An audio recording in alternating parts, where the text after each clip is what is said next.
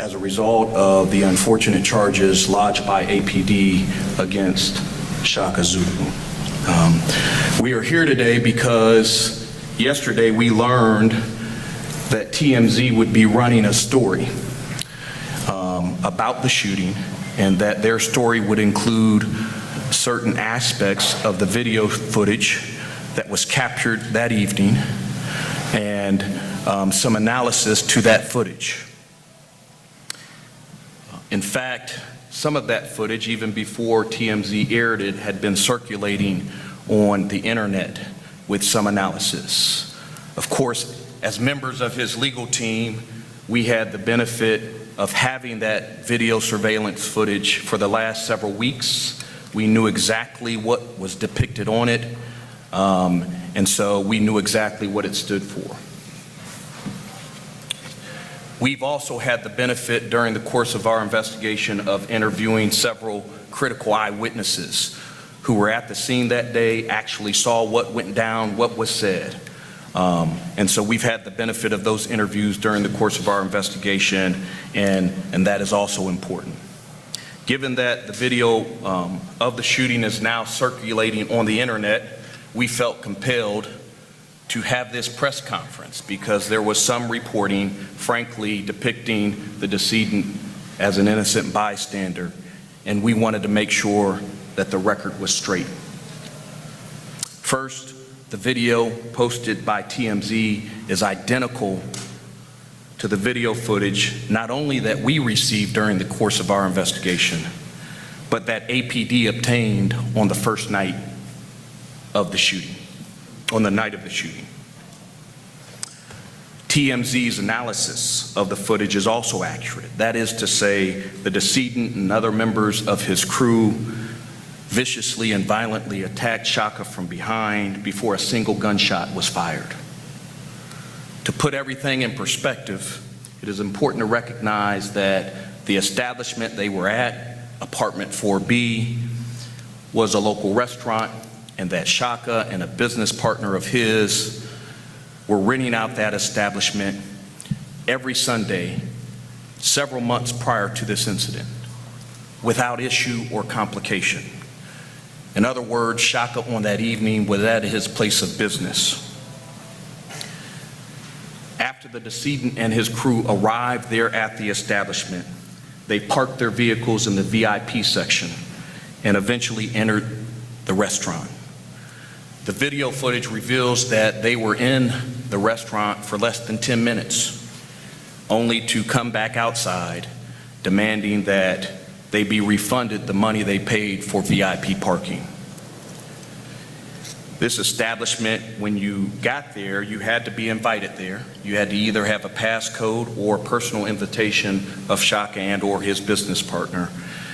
And so these men were upset that they couldn't get in, and they came back out upset, wanting their money refunded.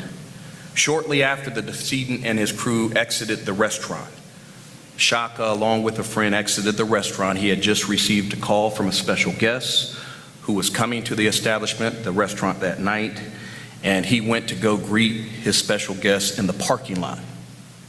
As he's greeting the guests, the decedent and his crew are mingling around the cars that they parked in the VIP parking spaces.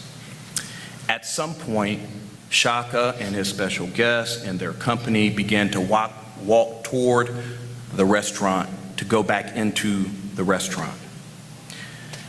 That is when Chaka was confronted by one of the crew members of the decedent. That crew member's name is Trayvon Robinson. The confrontation went very south very quickly.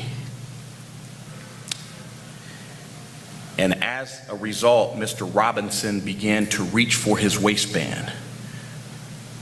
Chaka, in an effort to try to de-escalate the situation, told the young man, "Don't reach for that," on more than one occasion, essentially trying to keep the peace and de-escalate the situation. That is consistent with who this man is. He's a man of peace. He's a son of this city. Everybody loves him. He is a beloved person here, and he is not a man of violence. Unfortunately, that didn't work. An independent eyewitness corroborates this fact. That independent witness was one of the valet attendees, doesn't know Chaka from Adam, doesn't know Tremaine Robinson from Adams. Simply refers to Chaka as the old guy and Tremaine Robinson as the young guy. But eventually says to the City of Atlanta Police Department, this witness says, I saw Tremaine Robinson reaching for his gun. I believed he had a gun, and I overheard Chaka telling him, put that ish away, put that ish away. The video then reveals that at some point, Mr. Robinson motioned to the rest of the decedent and his crew to come to his aid, and then chest bumped Chaka, making the first physical contact with Chaka, at which time Chaka grabbed Mr. Robinson and pushed him up against the car, and in an effort to ensure that he could not reach for his firearm.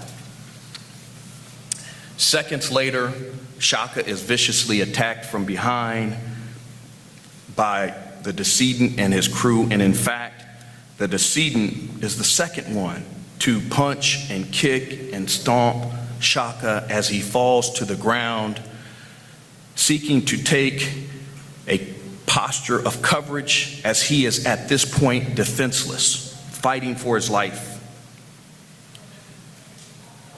Fortunately, Chaka's assistant sees this violent assault against Mr. Zulu, and she runs to his aid. This is all captured on video.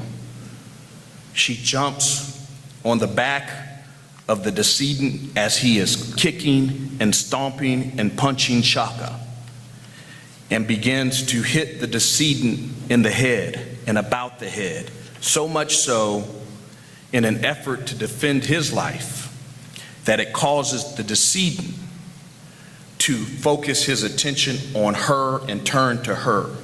Interestingly enough, the initial instigator, Tremaine Robinson, also begins to focus his attention on Chaka's assistant and violently strikes her in the face on 2 occasions, causing her severe damage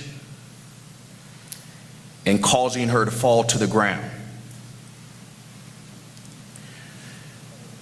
In any event, this delay or this distraction allowed Chaka to get to his feet, and thankfully so. Before he got to his feet, there are other witnesses who told APD that there was a large man with a gun in the center of this fight saying, "Get the F back, get the F back."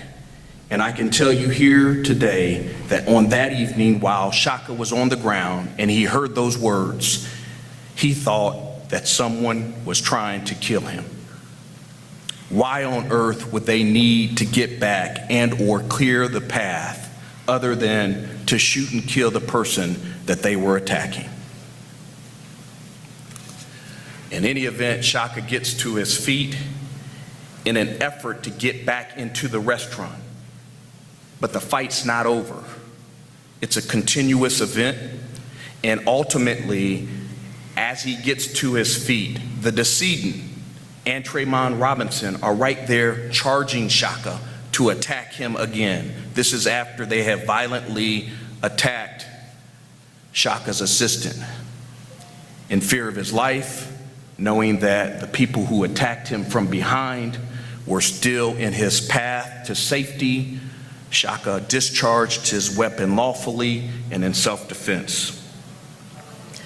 Milliseconds later, the shooter, Corey Crawford, who has yet to be apprehended or arrested, shot Chaka in the back, had managed to strategically position himself in between 2 cars to take cover, had pulled out his weapon before a shot had been fired, and ultimately, as Chaka shot his weapon in self-defense, he shoots Chaka in the back.